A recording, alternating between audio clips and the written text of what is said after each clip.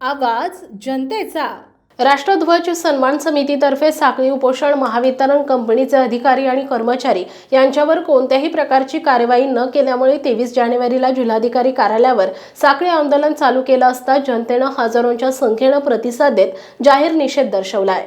दिनांक 19 ते 28 जुलै 2024 पर्यंत मरण उपोषण करून सुद्धा महावितरण कंपनीचे संबंधित अधिकारी आणि कर्मचारी यांच्याविरुद्ध कोणतीही कार्यवाही न केल्यामुळे 23 जानेवारीपासून पुन्हा आंदोलन सुरू केलं असता वाशिम जिल्ह्यातील मी जनतेचा पहिल्याच दिवशी मोठा प्रतिसाद।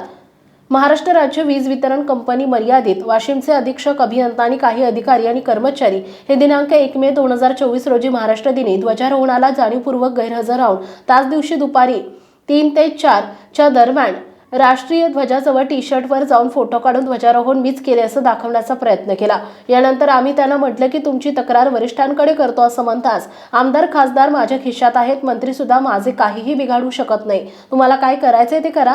त्यामुळे आम्ही व्यथित होऊन 19 जुलै रोजी अमरण उपोषण केले होते। त्यानंतर सुद्धा संबंधित अधिकारी आणि कर्मचारी यांच्यावर कोणत्याही प्रकारची कार्यवाही करण्यात आली नसल्यामुळे दिनांक 23 जानेवारी 2025 रोजी जिल्हाधिकारी कार्यालयासमोर साखळी उपोषण सुरू केले असून हजारोच्या संख्येनं जनतेनं प्रतिसाद दिलाय।